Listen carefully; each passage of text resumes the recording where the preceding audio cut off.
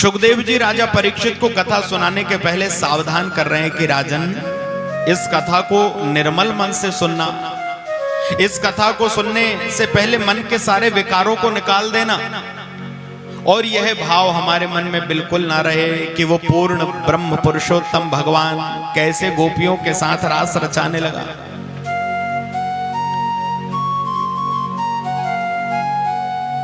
रास लीला किसी स्त्री या पुरुष का मिलन नहीं है, ये रास लीला परमात्मा और जीवात्मा का मिलन है। रास लीला भक्त और भगवान का मिलन है।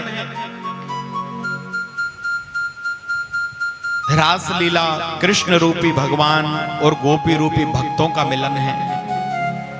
कहते हैं कि ज्ञान कांड, कर्म कांड और उपासना कांड, इन तीनों कांड के जो मंत्र हैं वो सब ब्रजमंडल में गोपी बनकर के आए हैं। त्रेता युग में जब भगवान राम अवतार लेकर के वन में निकले तो दंडकारण्य के जो ऋषि हैं उन्होंने भगवान का दर्शन किया।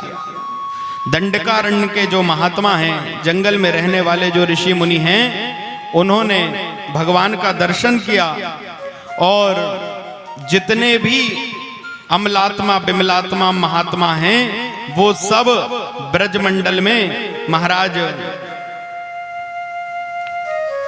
गोपी बनकर के आए।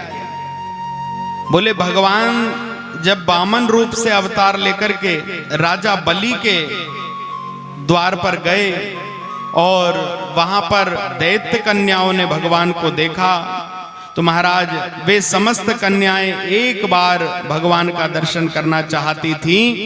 वे समस्त कन्याएं ब्रजमंडल में गोपी बनकर के आई हैं। बोले जो महाराज भगवान समुद्र मंथन के समय कछुआ बनकर के समुद्र के अंदर गए, मत्स्य कन्याओं ने भगवान को देखा, ये कन्याएं ब्रज में गोपी बनकर आई हैं। जिनके जन्म जन्मांतर की तपस्या धन्य हो गई, महाराज पूर्ण हो गई, वे सब ब्रजमंडल में गोपी बनी हैं। और गोपी एक भाव है महाराज, केवल स्त्री ही गोपी नहीं, हम सब लोग परमात्मा की गोपी हैं। हम सब लोग महाराज जिनकी इंद्रियां भगवान श्री कृष्ण के नाम रस का पान कर रही हैं, वो समस्त जीव गोपी हैं।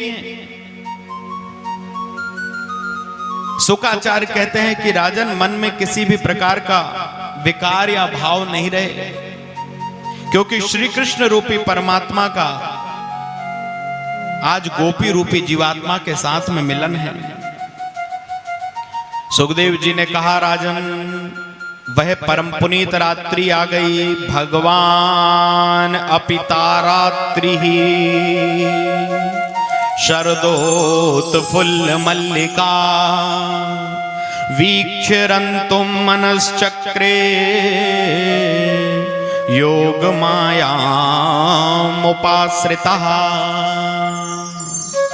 भगवान अपितारात्रि, भगवान ने देखा कि शरद पूर्णिमा की पावन रात्रि आ गई है, और इस पावन रात्रि में महाराज आकाश में तारे टिमटिमा रहे हैं, चंद्रमा 27 कलाओं के साथ उदय हो गया है, यमुना कलकल निनाद कर रही है, वृक्षों में पुष्प लगे आए हैं, बड़ा मनोहारी मंगलमय वातावरण है। महाराज भगवान ने विचार किया कि मैंने कात्यायनी मैया का पूजन करने वाली गोपांगनाओं को जो वचन दिया था, अब उसको पूर्ण करने का समय आ गया है।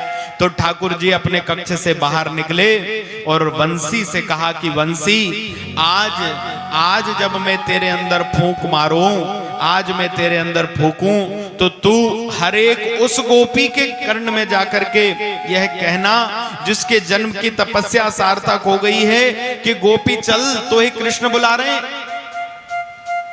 विद्वान कहते हैं भगवान ने ये वाली जो वंशी बजाई, इसकी बड़ी अद्भुत बात रही।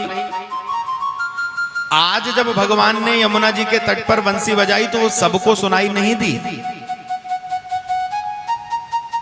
कृष्ण प्रेम में तड़प रही हर एक गोपी को ये वंशी सुनाई दी, सबको सुनाई नहीं दी। बोले जिनके जन्म जन्मांतर की तपस्या सिद्ध हो गई, सार्थक हो गई, उनको वंशी सुनाई दी। और जब उनको वंशी सुनाई दी तो कोई गाय दोह रही थी, बछड़ा छोड़ना भूल गई, भगवान की ओर भागी। कोई सज रही है, एक आंख में काजल लगा, दूसरी में लगा ना पाई, भगवान की ओर भागी। कोई गृह सेवा में लगी है, कोई भोजन बना रही है, कोई पति सेवा में लगी है। बोले जो जिस अवस्था में थी वैसे ही भगवान की ओर दौड़कर भागने लगी। कुछ विद्वान ऐसा भी कहते हैं कि महाराज गोपियां शरीर से भगवान के पास नहीं भागी, शरीर तो उनका वहीं रह गया, लेकिन एक महाराज जब मन से गोपियां परमात्मा की ओर भागी तो वो कृष्ण रूप होकर के वहां पहुंची हैं।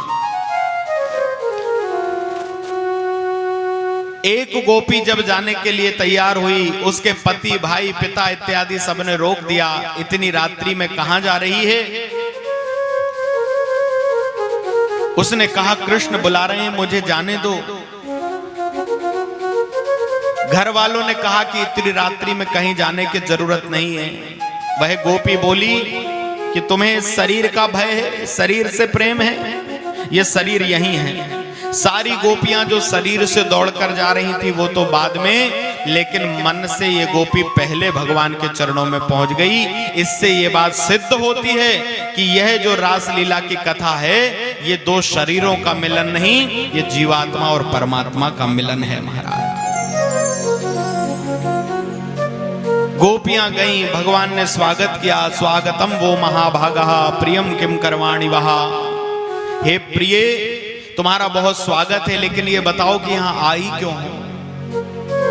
पहले गोपियां बड़ी खुश हो गईं कि बुला के स्वागत किया, और फिर सोचने लगी कि महाराज पूछ रहे हैं आने का कारण क्या है? अरे तुमने ही तो वंशी बजा के बुलाया है। भगवान ने यहां थोड़ा सा धर्म का उपदेश किया, और जीवात्मा को भगवान जब अपनी ओर आकर्षित करते हैं ना, तो उसके बाद परीक्षा लेते हैं। देखो खुद ने, भगवान ने स्वयं ही गोपियों को बुलाया वंशी बजा के, लेकिन जब पास में आ गई तो फिर उनसे प्रश्न करने लगे। ऐसा ही संसार में होता है, भगवान हमारे मन को अपनी ओर आकर्षित करते हैं। मन होगा कि अयोध्या चले जाएं, वृंदावन चले जाएं, मंदिर चले जाएं, दर्शन कर आएं, ऐसा महाराज हमारे मन में ऐसी लालसा जागेगी। लेकिन जब परमात्मा से निकटता बढ़ने लगेगी तो फिर भगवान परीक्षा लेने लगते हैं। गोपियों की परीक्षा ली, और वानर सेना को भैया थोड़ा सा आगे बढ़ा दो। बोलो श्यावर रामचंद्र भगवान की जय। हाँ महाराज,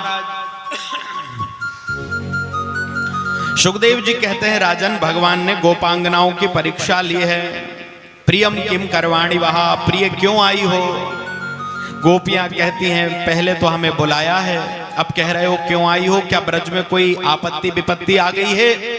सुखदेव जी ने कहा राजन, भगवान धर्म का उपदेश कहने लगे। रजन नेसा घोर रूपा घोर सप्त निसेविता। इस भयंकर रात्रि में पर स्त्री का पर पुरुष के पास आना शास्त्र इसकी सहमति नहीं देता। लौट जाओ पतियों के पास।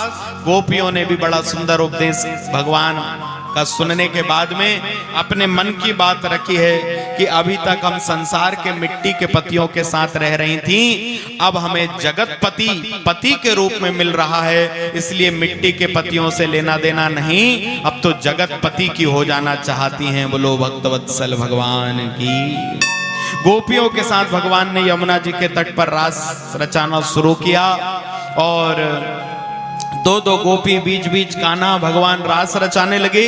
सुखदेव जी कहते हैं राजन, गोपियों के मन में अभिमान आ गया कि हम संसार की सबसे सुंदर सबसे श्रेष्ठ स्त्री हैं, और यह भाव आया तो भगवान उन गोपियों को छोड़कर चले गए।